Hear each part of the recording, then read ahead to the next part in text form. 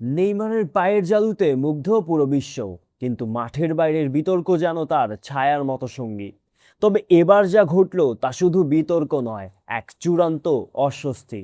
নিজের শৈশবের ক্লাব সান্তোসের অনুশীলনে মেজাজ হারিয়ে একই করলেন নেইমার। কার গায়ে হাত তুললেন তিনি?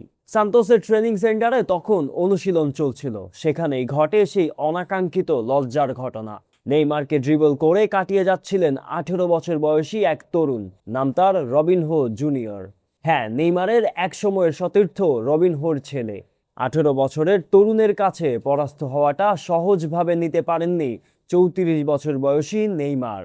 প্রত্যক্ষদর্শীদের মতে নেইমার প্রথমে তাকে স্লো খেলার পরামর্শ দেন, কিন্তু মুহূর্তেই সেই কথা কাটাকাটি রূপ নেয় চরম উত্তেজনায়। এক পর্যায়ে মেজাজ হারিয়ে নেইমার ল্যাং মেরে মাটিতে ফেলে দেন রবিনহো জুনিয়রকে।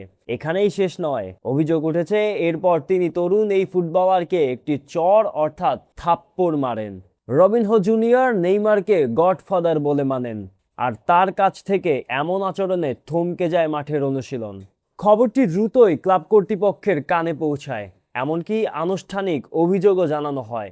নিজের ভুল অনুধাবন করে ঘটনার কিছুক্ষণ পরই রবিনহো জুনিয়রের কাছে নিজেই গিয়ে ক্ষমা চান নেইমার। কিন্তু ততক্ষণে এই খবর দাবানলের মতো ছড়িয়ে পড়ে ফুটবল বিশ্বে।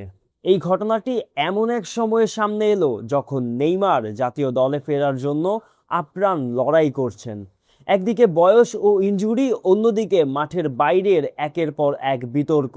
নেইমার কি পারবেন সব সমালোচনা পায়ে ঠেলে আবারও সেই চেনা ছন্দে ফিরতে?